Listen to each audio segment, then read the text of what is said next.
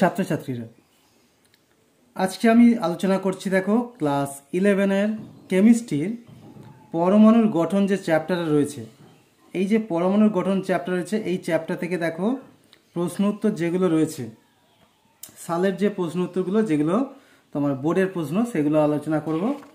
হ্যাঁ, এই হচ্ছে তোমার দেখো সম্পূর্ণ নোটসটা, এটা হচ্ছে আমার তৈরি করা বানানো।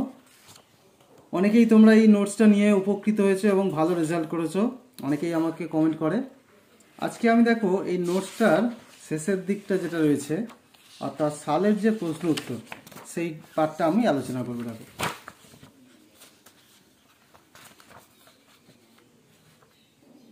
আচ্ছা, প্রথমে দেখো আলোচনা করছি দেখো 2014 সাল। 2014 সাল থেকে যে নতুন সিলেবাস, সেখান থেকে আলোচনা করছি। দেখো প্রথম রয়েছে বোরের পারমাণবিক মডেলে একটি ইলেকট্রনের সর্বনিম্ন কৌণিক ভরবেগ কত হবে। এখন বোরের পারমাণবিক মডেলের যে ফর্মুলা দেখো, কৌণিক ভরবেগের ফর্মুলা কি? কৌণিক ভরবেগ, সেটার ফর্মুলা হচ্ছে কি n × h/2π। এই হচ্ছে ফর্মুলা, যেখানে nটা হচ্ছে মুখ্য কোয়ান্টাম সংখ্যা। তাহলে বলেছে ইলেকট্রনের সর্বনিম্ন কৌণিক ভরবেগ। এটা দেখো n এর মান যদি 1 হয়, n এর মান সবচেয়ে কম হতে পারে কি 1, এর থেকে কম হতে পারে না, কারণ মুখ্য কোয়ান্টাম সংখ্যা 1 এর থেকে কম হতে পারে না। তো এখানে যদি 1 বসিয়ে দিই, তাহলে 1 × h/2π, অর্থাৎ h/2π, এটা হচ্ছে সর্বনিম্ন হবে। তাই অ্যান্সারটা হচ্ছে দেখো অপশান সি, h/2π।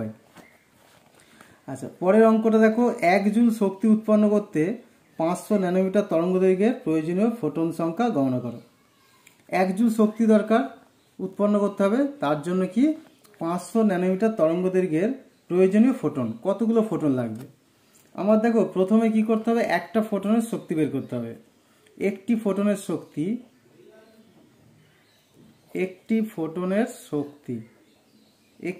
শক্তি কত হবে? শক্তি E সমান, আমি এদিকে দেখছি, শক্তি E সমান h নিউ। h নিউ মানে hc/λ, নিউ সমান c/λ, তাই এটা hc/λ করলাম।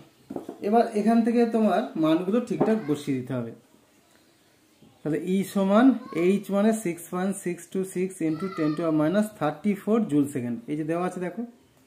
ওকে, আর হচ্ছে তোমার c এর আলোর গতিবেগ, এটা হচ্ছে 3 × 10⁸ মিটার পার সেকেন্ড।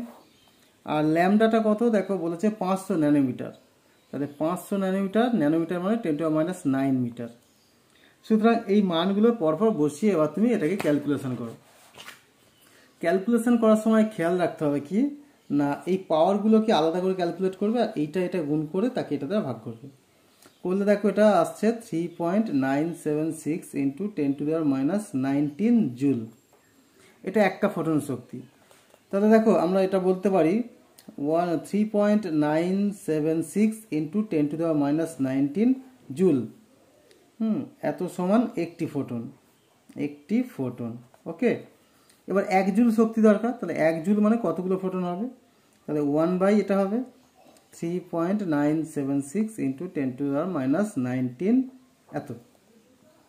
আচ্ছা, এটাকে যদি তোমরা হিসাব করো, তাহলে এটা দাঁড়াবে কত? হিসাব করলে এটা হচ্ছে 2.515 × 10⁻18। ওকে, এতটা। সুতরাং এতগুলি ফোটন লাগবে।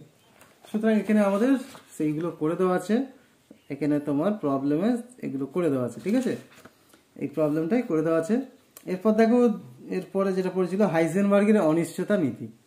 এটা তোমরা বই পেয়ে যাবে, আমি তাও এখানে লিখেছি। দেখো, কোনো নির্দিষ্ট মুহূর্তে ইলেকট্রন বা ওই জাতীয় অতি ক্ষুদ্র কণা, গতিশীল কণার অবস্থান এবং ভরবেগ একই সঙ্গে সঠিকভাবে নির্ণয় করা সম্ভব নয়। যদি কোনো মুহূর্তে অবস্থান নির্ণয় অনিশ্চয়তার মান Δx এবং ভরবেগ নির্ণয় অনিশ্চয়তার মান Δp হয়, তবে এই দুইয়ের গুণফল অন্ততপক্ষে h/2π, 4π এর সমান অথবা তার থেকে বেশি হবে। এই হচ্ছে Δx × Δp > h/4π, এই হচ্ছে দিতে হবে। এখন দেখো, যদি 1 নম্বর থাকে তুমি পুরোটা না লিখলেও হবে, শুধু ভাষাটা বললেই হবে। আর যদি তুমি এটা লিখে দাও আরও বেটার হবে। এরপরে দেখো অঙ্ক একটা দিয়েছে, অঙ্কটা ভালো করে বুঝে নাও। 1.0 × 10⁸7 মিটার পার সেকেন্ড গতিবেগ সম্পন্ন একটি ইলেকট্রনের ডি ব্রগলি তরঙ্গদৈর্ঘ্য গণনা করো। তাহলে গতিবেগ দেওয়া আছে এবং ইলেকট্রনের ভরও দেওয়া আছে, ডি বগলির তরঙ্গদৈর্ঘ্য বের করতে হবে। এখন ডি বগলির তরঙ্গদৈর্ঘ্য বের করার ফর্মুলা কি? ল্যামডা সমান h/mv, এটা হচ্ছে তোমার ফর্মুলা। তাহলে এই ফর্মুলা জাস্ট বসিয়ে দাও, 6.626 ইন্টু 10⁻34 জুল সেকেন্ড। এমটা ইলেকট্রনের ভর 9.1 ইন্টু 10⁻31 কেজি 31, আর ভিটা হচ্ছে 1.0 ইন্টু 10⁻7 মিটার পার সেকেন্ড। এটা বসিয়ে দাও, তাহলে এটাকে জাস্ট ক্যালকুলেট করলেই পেয়ে যাবে। ক্যালকুলেশনের সময় আবার বলছি দেখো, 6.626/9.1 ইন্টু 1.0, আর পাওয়ারটাকে আলাদা করে নাও, 10⁻34, এটা ওপরে গেলে +31 আর এটা গেলে মাইনাস, এইভাবে ক্যালকুলেট করবে। এবার এটা ক্যালকুলেশন করলে একরকম মানে একটা মান বেরোবে। আর এটা পাওয়ারে কত আসছে দেখো, পাওয়ার আসছে এটা মাইনাস, এটা +3 আর এটা হচ্ছে -3 -10 থাকছে এত মিটার। ওকে, এবার এইটাকেও ক্যালকুলেট করলে দেখে কত আসছে, 7.3 না 0.7 আসবে, 0.73 এটা আসছে। এবার এটাকে আমরা 7.3 সায়েন্টিফিক নোটেশন দেওয়ার জন্য, এটা পয়েন্টটাকে এখানে আনার জন্য একে আমরা কি করব, ভাগ করব না, একে গুণ করলে এদিকে আসবে আর একে ভাগ করব, 10⁻11 মিটার হয়ে যাবে। এই হচ্ছে তোমার ডি বগলির তরঙ্গদৈর্ঘ্য। এগুলো সবই তোমার করা আছে, আমি তোমাকে একটু বুঝিয়ে বুঝিয়ে দিচ্ছি। দেখো, অন্তর্নিহিত নীতিটি বিবৃত করে সিলিকন এবং ম্যাঙ্গানিজের ইলেকট্রন বিন্যাস লেখো। অন্তর্নিহিত নীতি মানে কি? ইলেকট্রন বিন্যাস করতে গেলে আমার যে অন্তর্নিহিত নীতি লাগে সেটা হচ্ছে আপবাউ নীতি। সুতরাং এই আপবাউ নীতিটা কি? জার্মান শব্দ আপ বাউ, এর অর্থ হচ্ছে গঠন, to build or two construct. এই নীতি অনুসারে পরমাণুর ভেতরে ইলেকট্রন সর্বদা সর্বনিম্ন সম্পন্ন কক্ষ অরবিটালে প্রথমে, পরে উচ্চতর শক্তিসম্পন্ন কক্ষকে প্রবেশ করে।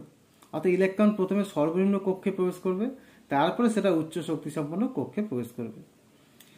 অর্থাৎ নিম্নতর শক্তির কক্ষ ফাঁকা রেখে উচ্চতর শক্তির কক্ষকে ইলেকট্রন প্রবেশ করতে পারবে না। এবার দেখো আমরা তাহলে সিলিকনের ইলেকট্রন বিন্যাস কিভাবে করব।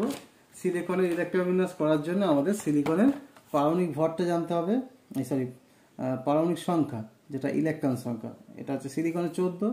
তাহলে ইলেকট্রন প্রথমে সর্বনিম্ন শক্তি 1s, সেখানে দুটো ঢুকবে, তারপরে শক্তি 2s, সেখানে দুটো, তারপরে 2p6, এবার 10টা হলো, এরপরে 3s2তে দুটো, আর এরপরে 3p এখানে দুটো। এই হচ্ছে তোমার সিলিকন হলো। এবার ম্যাঙ্গানিজ দেখো, ম্যাঙ্গানিজের 25টা ইলেকট্রন, সুতরাং 1s2, তারপরে ইলেকট্রন 2s-এ ঢুকবে, এরপরে শক্তি 2p, তারপর 3s-এ দুটো, এরপরে 3p-তে দুটো। এবার দেখো পরের যে ইলেকট্রনটা যাবে 3p-র পরে, 3p-র পরে কোথায় যাবে, এটা হচ্ছে 4s-এ, 4s-এ দুটো ইলেকট্রন যাবে, কারণ 3p-র পরে শক্তিটা 4s, 3d-র শক্তি বেশি, এর পরে 3d-তে যাবে, 3d5। টোটাল দেখো 25টা ইলেকট্রন হয়ে গেল। সুতরাং এইভাবে আমরা ইলেকট্রন বিন্যাসটা করতে থাকবো। ওকে, আচ্ছা, এটা হয়ে গেল। এরপর দেখো কোন অরবিটালগুলি সম্ভব নয় ব্যাখ্যা করো। কোন অরবিটালগুলি সম্ভব নয়? একটা হচ্ছে 1p আছে, 2d আছে, আর 3s আর 3f। এগুলো দেখো কোনগুলো সম্ভব নয়, খুব সহজে বোঝার জন্য কি করতে হবে, দেখো এই p মানে হচ্ছে কি l এর মান 1, আর এটা হচ্ছে n এর মান 1। এখন দুটো যদি সমান হয়ে যায় তাহলে কিন্তু এটা সম্ভব নয়, কারণ l এর সর্বোচ্চ মান সবসময় n এর থেকে 1 কম হবে, তাই এটা দুটো সমান হয়ে যাচ্ছে, সুতরাং সম্ভব নয়। এখানেও দেখো n সমান 2 আর d মানে হচ্ছে l এর মান 2, তাহলে এটাও সম্ভব নয়। 3s-টা দেখো n এর মান 3 আর s মানে l এর মান 0, তাহলে এটা l এর মান 3-এর থেকে কম, সুতরাং এটা সম্ভব। 3f-টা দেখো n এর মান হচ্ছে তোমার 3 আর f মানে l এর মান 3, সুতরাং এটাও সম্ভব নয়। সুতরাং দেখো যখন n আর l সমান হয়ে যাবে তখন সেটা সম্ভব নয়, যদি l এর মান n এর থেকে কম হয় তাহলে কিন্তু সেই অরবিটালটা সম্ভব। আচ্ছা, এই হয়ে গেল তোমার 2014 সালের প্রবলেমটা। এবার আমরা 2015 সালে চলে যাব। 2015 সালের যে প্রবলেম আছে দেখো, নিচের প্রদত্ত কোয়ান্টাম সংখ্যার সেটগুলির মধ্যে কোনটি সঠিক সেট। কোনটা সঠিক হবে সেটা আমাদের কিভাবে করতে হবে, পরপর n এর পরে l, l এর পরে m, তারপর s। কিভাবে করবে আমি একটু বুঝিয়ে দিই। দেখো প্রথমে আমরা n এর মান দেখব, এবার এন এর পরে এল এর মান দেখব। এল এর মান কি হয়, 0 থেকে শুরু করে 0, 1 থেকে শুরু করে ম্যাক্সিমাম n-1। এল এর মান কখনো এন এর সমান হবে না, তার থেকে সবসময় এক কম বা বেশি কম হতে পারে। আর এম এর মান কি, -l শুরু করে 0 হয়ে +l। সুতরাং এই জিনিস খেয়াল রাখতে হবে। আর এস এর মান হচ্ছে +1/2 হতে পারে বা -1/2 হতে পারে। এবার দেখো যে প্রবলেমগুলো দিয়েছে, একেরটা দিয়েছে দেখো এন এর মান 2 আর এল এর মান 2।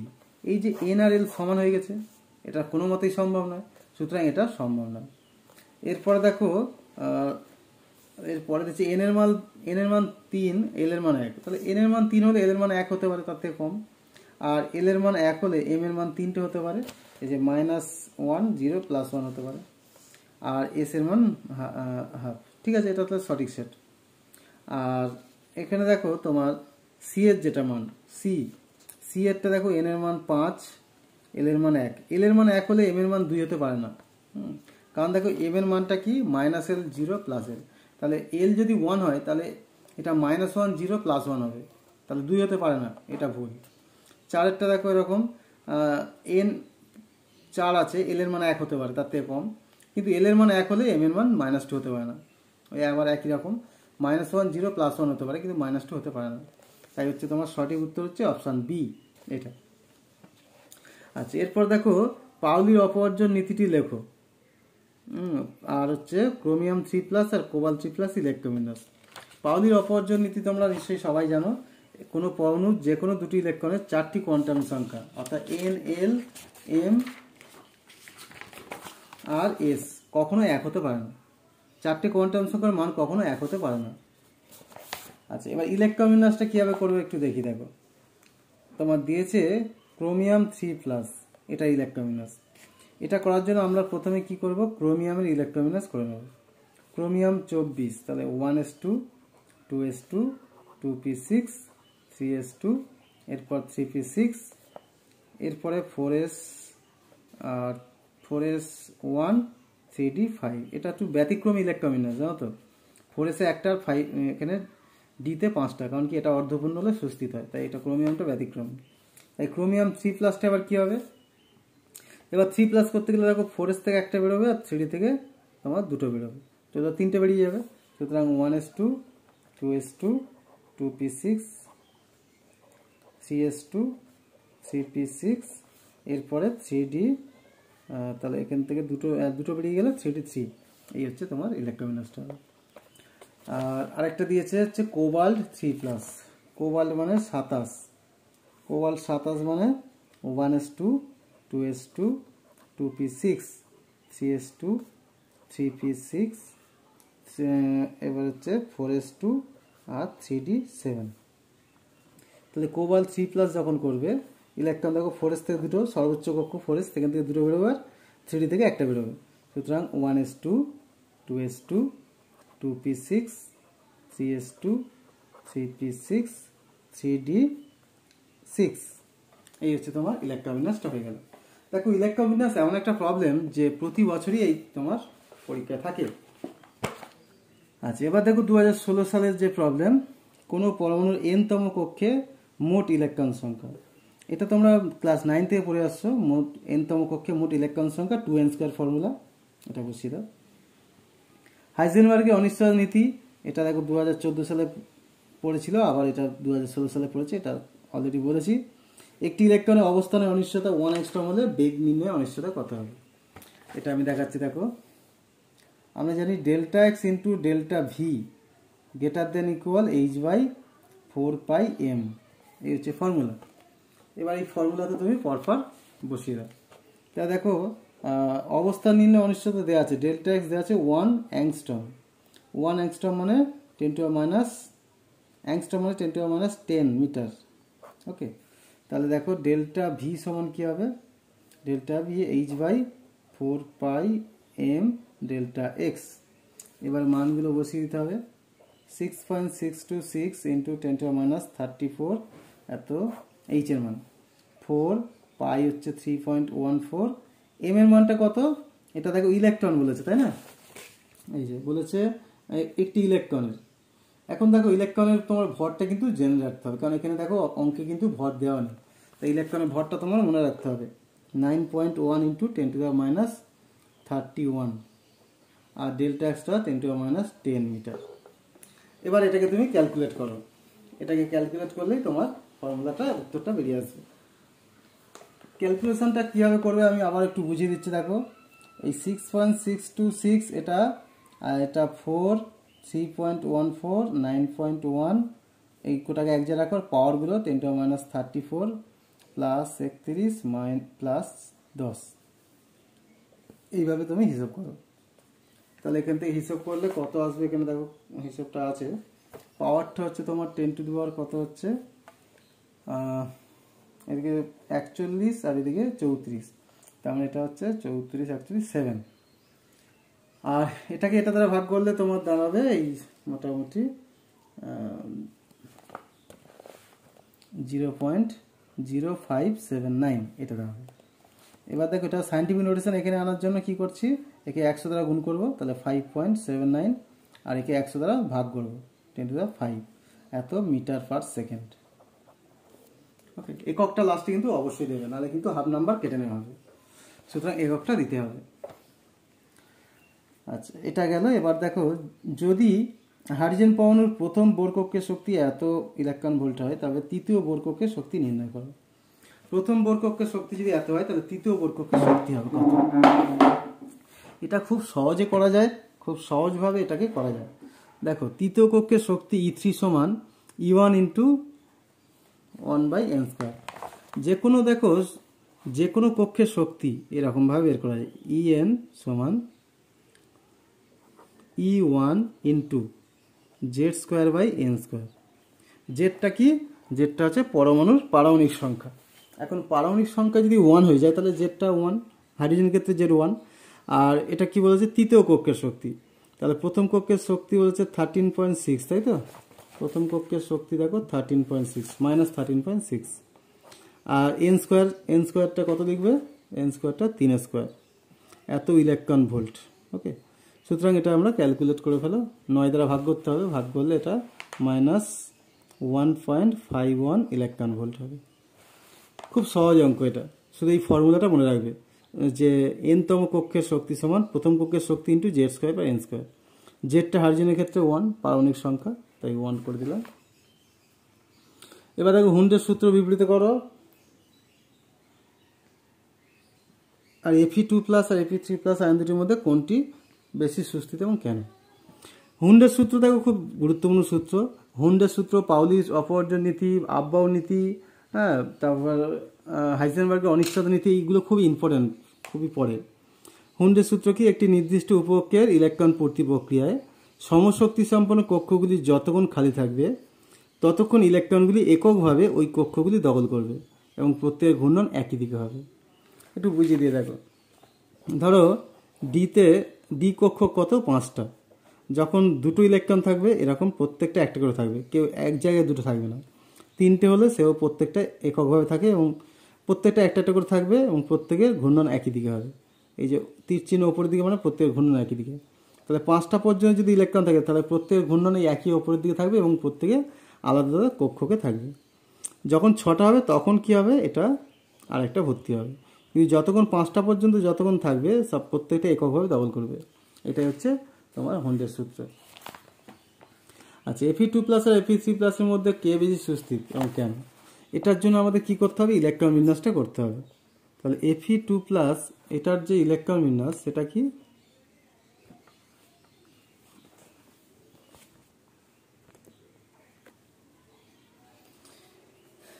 Fe2+ এটার ইলেকট্রন বিন্যাস যদি করো 1s2 2s2 2p6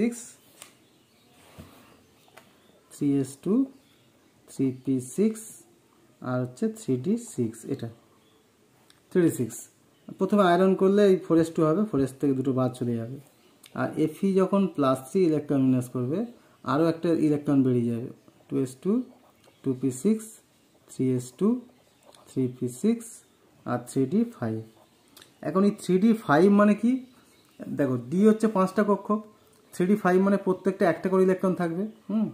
প্রত্যেকটা একটা করে ইলেকট্রন থাকবে, এটা হচ্ছে অর্ধপূর্ণ। এই প্রত্যেকটা যদি একটা করে ইলেকট্রন থাকে, তা 10টা হলে সম্পূর্ণ হয় আর 5টা হলে অর্ধেক পূর্ণ, তাই অর্ধপূর্ণ এটা। আর অর্ধপূর্ণ হলে এটার শক্তি অনেক বা স্থায়িত্ব অনেক বেশি হয়। যেহেতু 3D5টা অর্ধপূর্ণ, এটা স্থায়িত্ব অনেক বেশি, সেই জন্য Fe3+টা বেশি সুস্থির। কিন্তু এটা 3D6, এটা অর্ধপূর্ণ নয় আর সম্পূর্ণও নয়। ওকে, আচ্ছা এরপরে দেখো 2017 সালের প্রশ্ন, ক্লোরিন পরমাণুর সর্বোচ্চ কতগুলি ইলেকট্রন n+l=3 সম্পর্ক মেনে চলে? n+l=3 সমান মেনে চলে কতগুলি ইলেকট্রন? ওকে,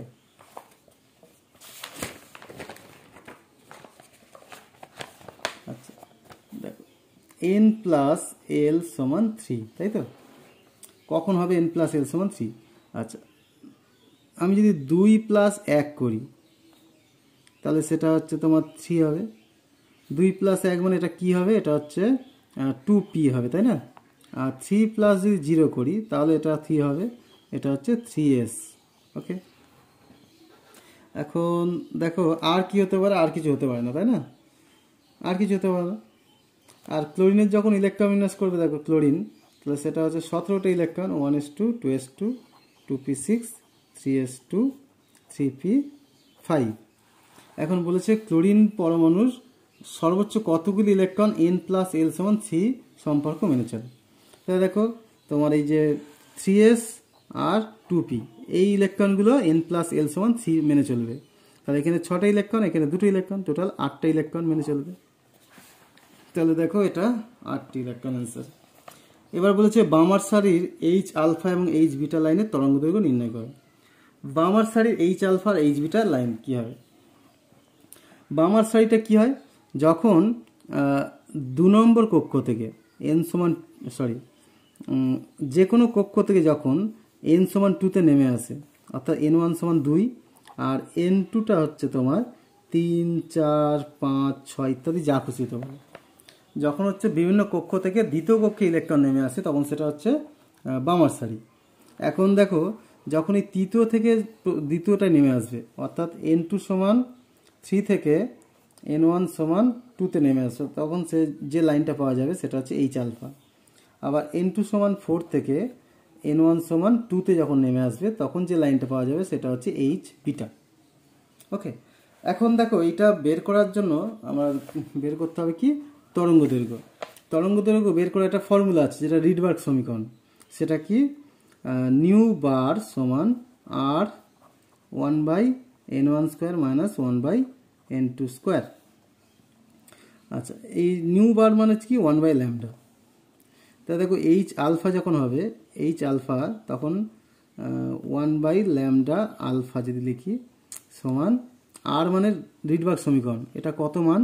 10 96 78, এটা মনে রাখবে, 10 96 78, এটা সিজিএস সেমি ইনভার্স, আর এটা হচ্ছে সেমি ইনভার্স, ঠিক আছে এটার মানটা। আর 1/, দেখো তাহলে n1 হচ্ছে 2² আর এটা হচ্ছে 1/3²। ওকে, এখান থেকে দেখো তাহলে এটা করলে ক্যালকুলেশন 10 96 78 ইন্টু এটা কত হচ্ছে? দেখো এটা 1 এর 4 আর 1 এর 9, তাহলে এটা 5 এর 4 ইন্টু 9 এত হবে। তাহলে এখান থেকে H আলফা ল্যামডা আলফা সমান কি হবে? উল্টে যাবে, 4 ইন্টু 9 আর নিচে 10 96 78 ইন্টু 5 এত সেমি। ওকে, তাহলে এইটা করলে হচ্ছে আমরা পেয়ে যাব মানটা। এবার এটা ক্যালকুলেশনটা তো আমি দেখিয়ে দিচ্ছি, পেজ নাম্বার 8-এ আছে, পেজ নাম্বার 8-এ এটা করা আছে, ওই জন্য আর এখানে আর লিখে নিই। পেজ নাম্বার 8, পেজ নাম্বার 8, এই যে পেজ নাম্বার 8-এ আছে, দেখো এই যে H alpha H beta line. Okay, H alpha H beta line দেখো, এই যে তোমার H আলফা লাইনের তরঙ্গ সংখ্যা নিউ বার, আর এই 2² এটা হচ্ছে n², 5r/36, তাহলে এটা হচ্ছে ল্যামডা হচ্ছে 36/5r, 36/5r। এটা করলে এটা তোমার এটা দাঁড়াচ্ছে এত সেমি, এত অ্যাংস্ট্রম। H বিটা যখন করবে তখন ওই একই রকমভাবে তোমার H বিটা যখন করবে, এটা n1টা হচ্ছে 2², এটা হচ্ছে 4² হবে, হলে 3r/36, 36/3r, 10 96 বসিয়ে দাও, তাহলে এত হবে। তাহলে এইভাবে হচ্ছে তোমরা করতে পারবে। ওকে, আচ্ছা এরপরে দেখো বলেছে হাইড্রোজেন পরমাণুর একটি ইলেকট্রন পঞ্চম বোর কক্ষ থেকে তৃতীয় বোর কক্ষে নেমে এলে অবতীর্ণ হলে কতগুলি রেখাবর্ণালী পাওয়া যাবে। তাহলে হাইড্রোজেন পরমাণুতে একটি ইলেকট্রন পঞ্চম বোর কক্ষ থেকে তৃতীয় বোর কক্ষে নেমে এলে কতগুলো রেখা তৈরি হবে, সেটার ফর্মুলাটা কি? ফর্মুলাটা হচ্ছে এইরকম, n2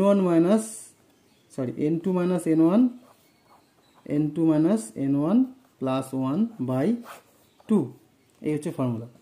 এবার এখানে দেখো কত থেকে পঞ্চম থেকে তৃতীয়তে আসছে, তাহলে 5 - 3 প্লাস 1/2, তাহলে 2 ইন্টু এটা করলে তোমার 3/2, 2 কেটে গেলে 3টি রেখা পাওয়া যাবে। এই হচ্ছে ফর্মুলা। তাহলে বসিয়ে দাও এখানটায়, এই 3টি রেখা পাওয়া যাবে। পাউলি অপবর্জ্য নীতি, এটা একবার অলরেডি পড়েছে, আবার পড়েছে। দেখো কোনো পরমাণুর যে কোনো দুটি ইলেকট্রনের 4টি কোয়ান্টাম সংখ্যা n l m n মান পরস্পর সমান হতে পারে না, একই হতে পারে না। একটি ClO4 অণুতে মোট ইলেকট্রন সংখ্যা কত হবে? এটা খুবই সহজ। দেখো হাইড্রোজেনে একটা ইলেকট্রন রয়েছে, ক্লোরিনে রয়েছে তোমার 17টা ইলেকট্রন, আর অক্সিজেনে 8টা করে রয়েছে, 4টে আছে, 4টা 32, ওটা 50টি ইলেকট্রন রয়েছে। 2018 সালের প্রশ্ন দেখো, 2018 সালে ভূমাবস্থায় ক্রোমিয়াম এর ইলেকট্রোবিন্যাস নিচের কোনটি? ক্রোমিয়ামের ইলেকট্রোবিন্যাস সবসময় একটু ব্যতিক্রমী ইলেকট্রোবিন্যাস, এই যে বিয়েরটা 3d5 4s1। ওকে, একটু আগে করেছিলাম। হাইজেনবার্গের অনিশ্চয়তা নীতি, এটা 2014-16 পড়েছে, আবার 18তেও পড়েছে, এটা অলরেডি আলোচনা হয়েছে। এস অরবিটালের আকৃতি কি রূপ? এস অরবিটালের আকৃতি সুষম গোলকাকার, পি হলে ডাম্বেল আকৃতি হয়, আর এস হচ্ছে সুষম গোলকাকার। আচ্ছা এরপরে আমরা পরের যে প্রশ্নটা আলোচনা করি।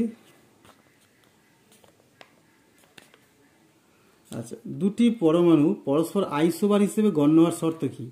আইসোবার কখন হয়? আইসোবার মানে হচ্ছে সমভর। আইসো মানে হচ্ছে সম, বার মানে ভর, অর্থাৎ সমভর। দুটি পরমাণু পরস্পর আইসোবার হবে যদি পরমাণু দুটির ভর সংখ্যা অর্থাৎ প্রোটন ও নিউট্রন সংখ্যা সমষ্টি সমান হয়। তাহলে কী হবে? তাদের ভরটা একই হবে, সমভর হয়ে যাবে। যেমন উদাহরণ দেখো, আর্গন 18-20 আর ক্যালসিয়াম 20-40। তাহলে উপরে দেখো দুটোরই একজোড়া আইসোবার, কারণ কি আর্গন এবং ক্রোমিয়াম, এই ক্যালসিয়াম উভয়ের ভর সংখ্যা 40, তাই হচ্ছে প্রত্যেকেই কী হবে? আইসোবার। এবার দেখো Fe3+ অপেক্ষা Fe2+ অপেক্ষা Fe3+ বেশি সুস্থিত কেন? এই প্রশ্নটা আগেও একবার পড়েছিল, আবার এখানে পড়েছে। দেখো তাহলে ইলেকট্রোম্যাগনেটিক্স করে দেখা হবে যে Fe3+ 3d5 আয়নের সুস্থিত অর্ধপূর্ণ 3d অরবিটাল থাকায় এটা বেশি সুস্থিত হচ্ছে। আচ্ছা এরপর দেখো অথবাতে ছিল কি কি কোয়ান্টাম সংখ্যা দিয়ে একটি পরমাণুর কোনো ইলেকট্রনকে চিহ্নিত করা যায়। তোমরা যদি এইটা সাজেশনটা নিতে চাও, মানে সলিউশনটা, তোমরা কিন্তু কালারিং PDF পাবে, ঠিক আছে? সেখানে এগুলো সব কালারিংভাবে দেওয়া আছে, খুব সুন্দর লাগবে তোমাদের পড়তে। আমি ডেসক্রিপশানে লিঙ্ক দিয়ে দেবো, তোমরা চাইলে সেখান থেকে ডাউনলোড করে নিতে পারবে সামান্য কিছু পে করে, অথবা ডাইরেক্ট আমাকে কন্ট্যাক্ট করতে পারো, সেটা আমি কন্ট্যাক্ট নাম্বার দিয়ে রাখবো। কি কি কোয়ান্টাম সংখ্যা দিয়ে একটি পরমাণুর কোনো ইলেকট্রনকে চিহ্নিত করা যায়? তাহলে একটা পরমাণুর কোনো ইলেকট্রনকে চিহ্নিত করতে 4টে কোয়ান্টাম সংখ্যা লাগবে। মুখ্য কোয়ান্টাম সংখ্যা, গৌণ কোয়ান্টাম সংখ্যা, চুম্বকীয় কোয়ান্টাম সংখ্যা এবং ঘূর্ণন কোয়ান্টাম সংখ্যা দিয়ে পরমাণুকে চিহ্নিত করা হয়। কোনো পরমাণুর দুটি ইলেকট্রনের সর্বোচ্চ কতগুলি কোয়ান্টাম সংখ্যা একই হতে পারে? দেখো এটা হচ্ছে পাউলির অপবর্জ্য নীতিরই একটা ইয়ে। যে কোনো দুটো পরমাণুর সর্বোচ্চ 3টি কোয়ান্টাম সংখ্যার মান কিন্তু একই হতে পারে, তাই না?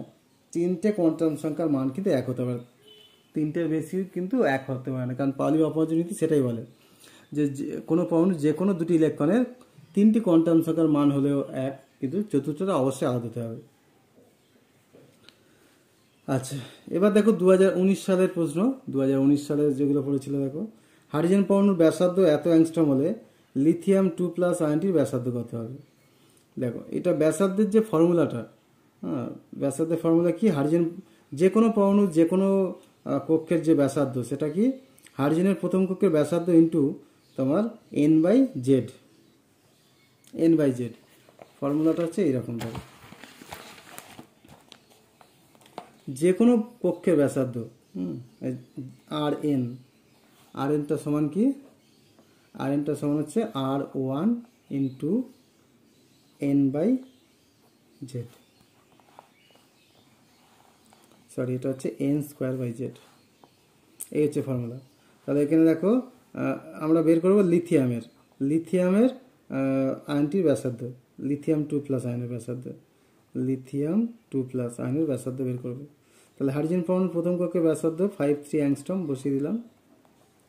এন স্কোয়ার দেখো, এন স্কোয়ার মানে এখানে 1 স্কোয়ার, কারণ কি, কারণ এখানে তো লিথিয়াম 2+ মানে একটা ইলেকট্রন রয়েছে, একটা ইলেকট্রন প্রথম কক্ষে রয়েছে, 1 স্কোয়ার এনের মানটা। আর জেডটা হচ্ছে লিথিয়ামের ক্ষেত্রে 3, সুতরাং 3 বসিয়ে দাও। তাহলে এটা হিসাব করে দিলে দেখো 3 দ্বারা ভাগ করলে কত হবে, এটা 0.17 অ্যাংস্ট্রম। ওকে, তাহলে এইভাবে আমরা এটা পেয়ে গেলাম।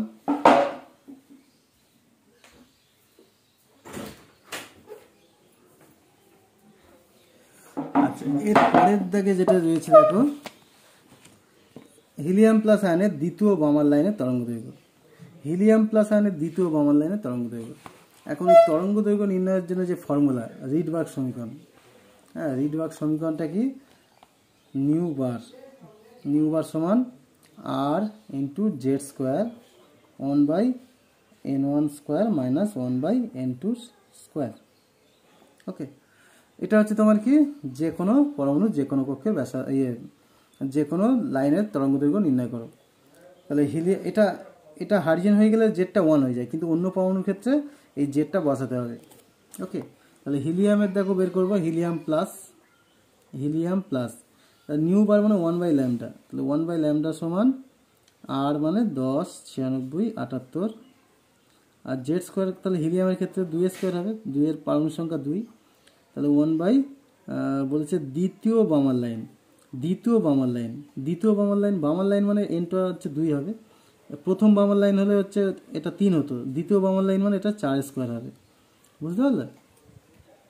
এটা যদি প্রথম বামার লাইন বলতো তাহলে এখানে 3 স্কোয়ার, বামার মানে n1 হচ্ছে সবসময় 2, এবার দ্বিতীয় লাইন বলেছে এটা 4 হবে, তাহলে 1/λ সমান, তাহলে এটা হচ্ছে 10 96 78 ইন্টু 4, আর এটা হচ্ছে লসাগু 16, তাহলে এটা 4 - 1, অর্থাৎ ল্যামডা সমান তাহলে কত দাঁড়াবে, ল্যামডা সমান 16/10 96 78 ইন্টু 3, এটা বিয়োগ করে 3।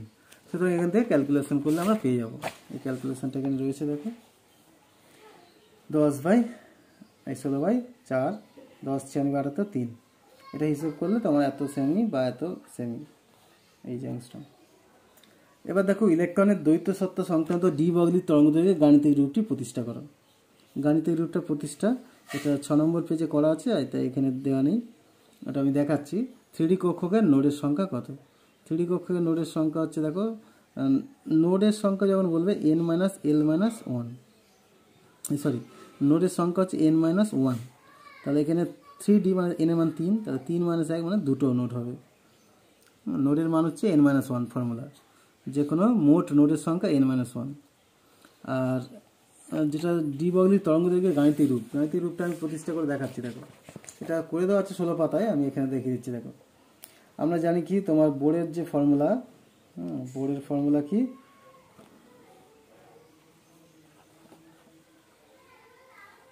mvr n ইন্টু h/2π, এটা একটা ফর্মুলা রয়েছে। আর একটা ফর্মুলা রয়েছে আইনস্টাইনের সমীকরণ, না এটা বোর্ডের ফর্মুলা থেকে হবে না, এটা হচ্ছে তোমার, আমি দেখাচ্ছি দেখো, যেটা ই সমান hc/λ, অর্থাৎ তোমার এটা হচ্ছে কি এই যে প্ল্যাঙ্কের কোয়ান্টাম তত্ত্ব, আর ই সমান mc², এই দুটো ইকে সমান করে দাও, তাহলে hc/λ সমান কি হবে, mc²। তাহলে এখান থেকে দেখো, এখান থেকে আমরা কি পাচ্ছি, একটা সি কেটে গেল, তাহলে এখান থেকে ল্যামডা সমান কি হবে, h/mc। এই যে দেখো ল্যামডা সমান h/mc, এটা হচ্ছে ফোটনের ক্ষেত্রে প্রযোজ্য। যেমন এটা ফোটনের ক্ষেত্রে প্রযোজ্য, এই ফর্মুলাটা কিন্তু একই রকমভাবে ইলেকট্রনের ক্ষেত্রেও প্রযোজ্য। হ্যাঁ, যেমন এটা ফোটনের ক্ষেত্রে প্রযোজ্য এই ফর্মুলা, একই রকমভাবে এটা ইলেকট্রনের ক্ষেত্রে প্রযোজ্য। তাহলে ইলেকট্রনের ক্ষেত্রে কী হবে, এটা ল্যামডা সমান h/mv। ওকে, এই হচ্ছে তোমার সমীকরণ তৈরি হয়ে গেল, যেখানে ভিটা হচ্ছে ইলেকট্রনের গতিবেগ, এটা হচ্ছে আলোর গতিবেগ ছিল, এবার ভিটা হচ্ছে ইলেকট্রনের গতিবেগ, এটা ইলেকট্রনের ভর এম, এইচ হচ্ছে প্ল্যাঙ্কের কনস্ট্যান্ট, ল্যামডা হচ্ছে ডি ব্রগলি তরঙ্গ দৈর্ঘ্য। সুতরাং এই হচ্ছে সমীকরণ, জাস্ট এই দুটো সমীকরণ, এই আইনস্টাইনের সমীকরণ আর হচ্ছে তোমার ডি ব্রগলির এই প্ল্যাঙ্কের সমীকরণ, এই দুটো সমীকরণকে এক জায়গা করলেই পেয়ে যাচ্ছি। আচ্ছা, এরপরে দেখো বোর তত্ত্বের স্বীকার্যের সাহায্যে প্রমাণ করো হাইড্রোজেন সদৃশ পরমাণু বা আয়নের প্রথম কক্ষে আবর্তনশীল ইলেকট্রনের গতিবেগ দ্বিতীয় কক্ষে আবর্তনশীল ইলেকট্রনের গতিবেগ দ্বিগুণ। বোরের তত্ত্বের সাহায্যে প্রমাণ করতে হবে। এখন বোর তত্ত্বের স্বীকার্যের সাহায্যে আমরা দেখাতে পারি যে হাইড্রোজেন সদৃশ পরমাণু এনতম কক্ষে আবর্তনশীল ইলেকট্রনের গতিবেগ ভিএন সমান 2πz/e²/nh। ওকে, এখন দেখো প্রথম ও দ্বিতীয় কক্ষে ইলেকট্রনের গতিবেগ যদি v1 আর v2 হয়, তাহলে v1:v2 সমান কত হবে, n এর জায়গায় 1 আর দ্বিতীয় ক্ষেত্রে n এর জায়গায় 2 বসাই দেবে, সবগুলো কেটে গিয়ে 1:1/2 অর্থাৎ 2:1। সুতরাং হচ্ছে v1 সমান 2v2 হয়ে যাবে, v1/v2 সমান 2:1, তাহলে v1 সমান 2v2। সুতরাং প্রথম কক্ষে ইলেকট্রনের গতিবেগ দ্বিতীয় কক্ষে ইলেকট্রনের গতিবেগের দ্বিগুণ। v3+ আয়নে অযুগ্ম ইলেকট্রন সংখ্যা কয়টি আছে? ভ্যানাডিয়াম হচ্ছে তোমার 23, 3+ মানে ইলেকট্রন সংখ্যা 3টে কমে যাবে, সুতরাং হচ্ছে 1:2, 2:2, 2p6, 3s2, 3p6, 3d2। পরের থেকে দুটো বেরিয়ে যাবে আর ডি থেকে একটা বেরোবে, এটা 3d2 হচ্ছে। এখন 3p পর্যন্ত ইলেকট্রন সব ভর্তি, 3dতে দেখো 3dতে হচ্ছে 5টা রয়েছে কক্ষ, তার মধ্যে দুটো ইলেকট্রন আছে, তাহলে দুটো অযুগ্ম হয়ে যাবে। এই হচ্ছে তোমার দুটো অযুগ্ম ইলেকট্রন সংখ্যা, এটা দেখাচ্ছি দেখো। এই হচ্ছে তোমার 3d হচ্ছে 5টা কক্ষক, তো 5টা কক্ষক, তার যদি দুটো ইলেকট্রন থাকে তাহলে দুটোই অযুগ্ম হবে, তাই না? একটা অযুগ্ম একটা অযুগ্ম, দুটোই অযুগ্ম ইলেকট্রন, যুগ্ম নয়। তাহলে এটা গেল 2019। 2020 আর 2021 সালে তো হয়নি পরীক্ষা, ওকে। আর 2022 সালে যেগুলো পড়েছে আমি সেগুলো দেখাচ্ছি দেখো। আমার এই নোটসটাতে প্রিন্টটা করা হয়নি, 2022 সালের প্রশ্নটা প্রিন্ট করা হয়নি, যদিও আমার সেটা সলিউশন করা হয়ে গেছে, কিন্তু আমি প্রিন্টটা করতে পারিনি বলে তোমাদের দেখাচ্ছি, এই বোর্ডের প্রশ্ন থেকেই দেখাচ্ছি দেখো। নিচের কোনটি বোর্ডের পরমাণু মডেলের ক্ষেত্রে প্রয়োজন নয়? বোর্ডের পরমাণু মডেল কার ক্ষেত্রে প্রযোজ্য? যাদের ক্ষেত্রে একটা ইলেকট্রন থাকে। এই লিথিয়াম 2+ দেখো, লিথিয়াম প্লাস দেখো দুটো ইলেকট্রন রয়েছে, তাই এটার ক্ষেত্রে প্রয়োজন নয়। হাইড্রোজেনে একটা ইলেকট্রন, হিলিয়াম প্লাসে একটা ইলেকট্রন, লিথিয়াম 2+-এ একটা ইলেকট্রন, এটাতে দুটো ইলেকট্রন আছে, তাই এটার ক্ষেত্রে প্রয়োজন নয়। আচ্ছা, এরপরে এটা এমসিকিউ গেল। এরপরে দিয়েছে দেখো, এখানে পড়েছে দেখো, Fe2+ আর Fe3+ আয়ন দুটির মধ্যে কোনটি অধিকতর সুস্থিত এবং কেন? এটা অলরেডি আগেই আলোচনা হয়েছে। Fe3+ বেশি সুস্থিত, কারণ কি এখানে 3d5 অর্ধপূর্ণ সুস্থিত ইলেকট্রন বিন্যাস। আর পড়েছে দেখো, সোডিয়ামের যোজ্যতা ইলেকট্রনের 4টি কোয়ান্টাম সংখ্যার মান লেখো। সোডিয়ামের যোজ্যতা ইলেকট্রনের 4টি কোয়ান্টাম সংখ্যার মান কি হবে? সোডিয়ামের যোজ্যতা ইলেকট্রন কোনটা বলো তো? সোডিয়াম মানে 11টা ইলেকট্রন, 1s2, 2s2, 2p6 আর 3s1। এই 3sটা হচ্ছে যোজ্যতা ইলেকট্রন। তাহলে 3s দেখো n এর মান 3 হবে, আর s মানে l এর মান 0, আর l এর মান 0 হলে m এর মানও 0 হবে। তাহলে s এর মান কি হবে? +½ বা -½ হবে। এই হচ্ছে তোমার 4টে কোয়ান্টাম সংখ্যার মান হয়ে গেল। 2 নম্বর পেয়ে গেলে। হাইজেনবার্গের অনিশ্চয়তা নীতি আবার পড়েছে দেখো, খুব ইম্পর্টেন্ট। অক্সিজেন পরমাণু ইলেকট্রন বিন্যাসের নিরিখে হুন্ডের সূত্র বিবৃত করো। অক্সিজেন পরমাণু ইলেকট্রন বিন্যাসের নিরিখে হুন্ডের সূত্র বিবৃত করো। হুন্ডের সূত্রটা তোমরা অলরেডি জানো। অক্সিজেন পরমাণু নিরিখে দেখো কীভাবে করবে। অক্সিজেনের ইলেকট্রন বিন্যাস 1s2, 2s2, এই 2p4, এই 2p4টাকে ভেঙে লিখতে হবে, এটাকে ভাঙতে হবে। 2px, 2py আর 2pz, 3টে কক্ষ আছে। এবার 4টি ইলেকট্রন, প্রথমে দেখো প্রত্যেকটা একটা করে দখল করবে, প্রত্যেক ঘূর্ণন একই দিকে হবে। চতুর্থ ইলেকট্রনটা হচ্ছে তোমার এখানে বসবে। তাহলে এইটাই হচ্ছে তোমার বলতে হবে যে অক্সিজেনের ইলেকট্রন বিন্যাসে যে 2pতে 3টে সমশক্তি সমান কক্ষ আছে, প্রত্যেকটাতে প্রথমে একটা করে ইলেকট্রন দখল করবে, চতুর্থ ইলেকট্রনটা আবার যে কোনো একটা কক্ষে বসবে এবং ঘূর্ণনটা উল্টো দিকে হবে। এটার সাথে তুমি এইটাই বলবে এবং হুন্ডের সূত্রটা উল্লেখ করে দেবে। আচ্ছা, এবার দেখো Mn2+ আয়নে অযুগ্ম ইলেকট্রন সংখ্যা কত? Mn2+ মানে Mn2+, Mn হচ্ছে 25টা ইলেকট্রন, তাহলে 1s2, 2s2, 2p6, 3s2, 3p6, 18টা হলো। এরপরে 4s2 আর 3d5। এই হচ্ছে ম্যাঙ্গানিজ। এবার Mn2+ যখন হবে তাহলে এইখান থেকে দুটো ইলেকট্রন বেরিয়ে যাবে, তাহলে এইটা হবে। এখন দেখো 3d5 এটা হচ্ছে তোমার 5টা হচ্ছে 3dতে 5টা অযুগ্ম থাকে কক্ষ, আর 5টা ইলেকট্রন আছে, তার মানে এখানে অযুগ্ম ইলেকট্রন সংখ্যা কত হবে? 5টি হবে, 5টি অযুগ্ম ইলেকট্রন সংখ্যা হবে। সুতরাং এই হচ্ছে তোমার পুরো সলিউশনটা হয়ে গেল। তা দেখো আমরা এই 2014 থেকে 2022 পর্যন্ত পুরো সলিউশনটা এই ভিডিওতে তোমাদের দিয়ে দিলাম, চ্যাপ্টার 2। তোমাদের যদি এই পুরো চ্যাপ্টারটার পিডিএফটা দিতে চাও তাহলে আমি ডেসক্রিপশনে লিঙ্ক দিয়ে দেবো। ওকে, তোমরা পিডিএফটা পুরো বাই করতে পারবে। এখানে সমস্ত পরপর দেখো সমস্ত কিছু আলোচনা করা আছে, এছাড়া সালের প্রশ্নগুলো করে দেওয়া আছে। তোমাদের যদি লাগে তোমরা কিন্তু এটা পিডিএফটা নিয়ে নিতে পারো। এছাড়া যদি সমস্ত চ্যাপ্টার যদি একসঙ্গে লাগে সেটাও বলতে পারো, আমার সমস্ত চ্যাপ্টার একসঙ্গে করা আছে। ওকে, সমস্ত চ্যাপ্টারের পিডিএফ করা আছে। সুতরাং তোমরা কিন্তু এটা নিলে অনেকটাই উপকৃত হবে এবং খুব জিস্ট করে সুন্দর করে তোমাদেরকে বুঝিয়ে দেওয়া আছে। ওকে, ঠিক আছে, আমি তোমাদের সাথে পিডিএফের লিঙ্ক পাঠিয়ে দেবো, তোমরা ডাউনলোড করে নিতে পারবে অথবা ডাইরেক্ট আমার সঙ্গে কন্ট্যাক্ট করে নিতে পারবে। সেখান থেকে তোমরা কিন্তু এগুলো পুরো পিডিএফটা নিতে পারো, অথবা সালের আলাদা করে করা আছে পিডিএফ, যেখানে প্রতিটা চ্যাপ্টার ওয়াইজ সালের সব প্রশ্ন উত্তর করা আছে। ওকে, তাহলে আজকের মতো এখানে রাখছি। তোমাদের কেমন লাগলো ভিডিওটা অবশ্যই কমেন্ট করে জানিও। ওকে, আর যদি তোমাদের প্রতিটা চ্যাপ্টারের সলিউশন লাগে তোমরা জানিও, আমি ভিডিও আকারে দেওয়ার চেষ্টা করব। ওকে।